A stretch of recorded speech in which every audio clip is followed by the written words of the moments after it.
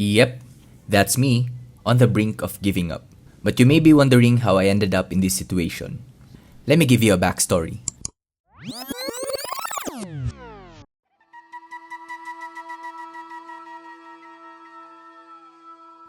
Lake Holon, a serene crater lake located in the municipality of Tiboli in South Cotabato, is renowned for its pristine waters, rich biodiversity, and the vibrant cultural heritage of the Tiboli people.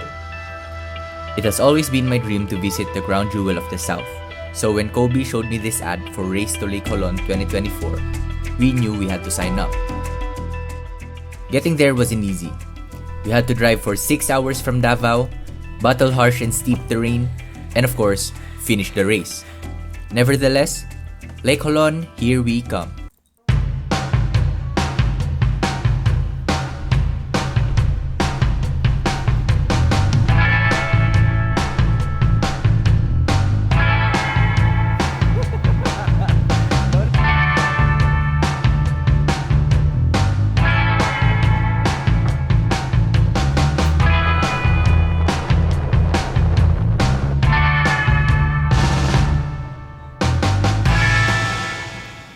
We checked in at Crown Jewel Hotel and dropped our bags.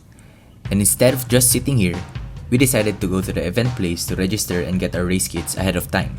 Punta tayo sa cafe, Sala Cafe. Bumedyos ko. The beanie socks. The road to getting there was another challenge. There were off-road portions, tight corners, and a tiny bit of river crossing. But the view going to the jump-off point is enough to make it all worth it. So we will be claiming our race kits. There are 5K racers who's here today and we will be running tomorrow. After the registration, it's time to go back to the hotel. This is my lifeline in the mountains. If I get lost and I cannot bribe anyone to take me home, I'm dead. Okay, that was an exaggeration. Good morning, Tiboli! Today is run day. It is. Alright. I'll see you in a minute. One thing that I really don't like about joining trail races is that every race starts very, very early. And being health conscious, I like to get a full 7 to 9 hours of sleep every night. So today's 25-kilometer race, the actual distance is actually 27.29 kilometers.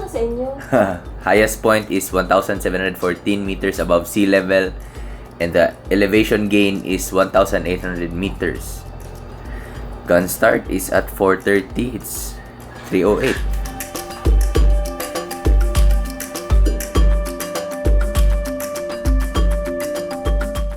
We got here just in time for my gun start. The rest of the crew signed up for 12 kilometers, which doesn't start until 7:30 a.m. Looking at the number of participants, which I later found out was 473, I knew that the trails would be crowded, especially on those tight single tracks and steep inclines. So I decided to try to be somewhere close to the front at gun start.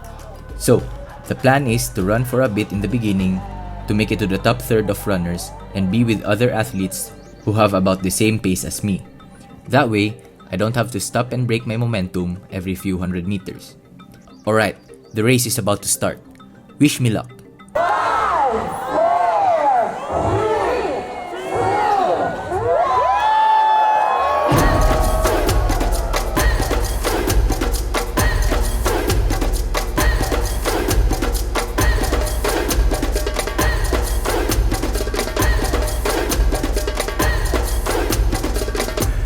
Whew! The start was much steeper than I expected. I was breathing hard early on, but I was determined to see Lake Holon and finish the race. I heard from stories from my friends who have been here that the journey going to Lake Holon was a beautiful sight. However, we were running in pitch black terrain, so I really did not get to see anything other than what my headlamp illuminated. Luckily, the sun was coming up after a few hours of running and the timing couldn't be any better.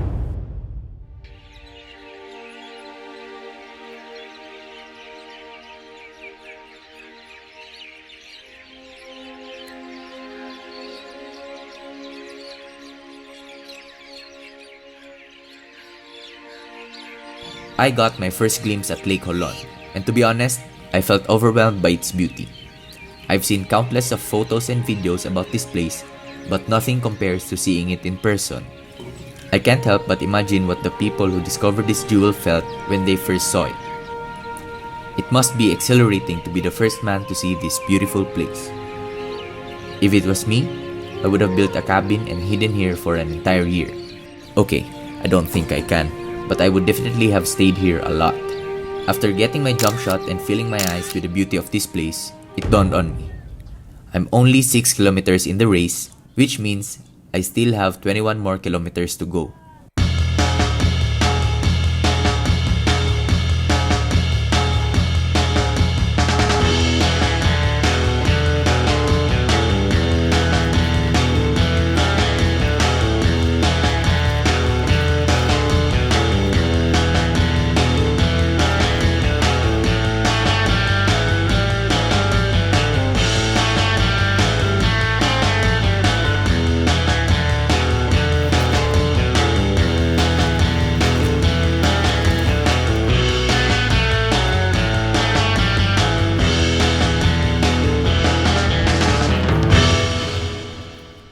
I was desperate to beat the cut-off time. Each step felt heavier, exhaustion clawing at my legs. I'm no stranger to soreness. It's a daily companion in CrossFit. But this was different. My joints groaned with each impact, and a sharp twinge in my right knee started to bite deeper with every stride. I've done this a couple of times, and I can honestly say that trail running is one of the hardest activities I ever did. The stress that endurance sports do to your body cannot be compared to something like a metcon or a strength session. Yes, doing a metcon is painful, but it only lasts a few minutes, so it's quite easy to get through. With trail running, the pain is a marathon, demanding that I endure this for hours, not minutes. I'd heard that this course was brutal, one of the hardest around. Steep climbs, unforgiving terrain, exactly the kind of challenge that tests not only your body but also your will. Guys, grabe. There's no water. I have no water since I think 10 kilometers ago. Fuck. There was one water source, but I did not get water from there because I still have a liter remaining back then. I didn't know it was gonna be the last water station until I think 2 more kilometers from here. My lips are drying right now. It's so dry and my throat is so dry. Just as I started to worry, there it was, a water source at kilometer 17. I've never been more relieved in my life. Without it, I might have hit a wall I couldn't climb. 3 kilometers past the water source, I stumbled upon an aid station. Normally, I avoid big meals during a race. I hate feeling bloated while running. But I was completely drained. The course had taken everything out of me, and I couldn't resist the urge to refuel. I devoured whatever I could get my hands on. It was then that I learned I was just 7 kilometers from the finish line. Last 7 kilometers.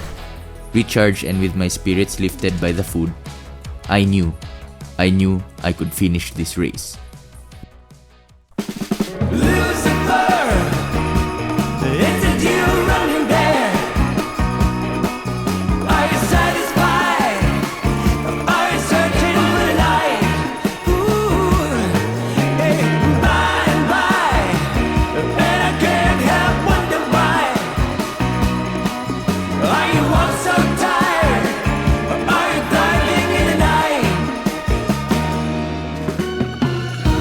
Just a few more kilometers and this pain would be over.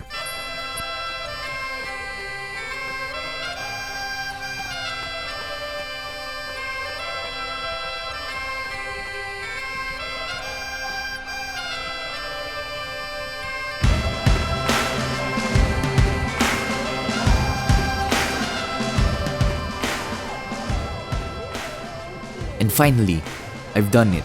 I finished the race. Not to mention, I was able to see the crown jewel of the South. There was a sense of pure joy and relief crossing that finish line.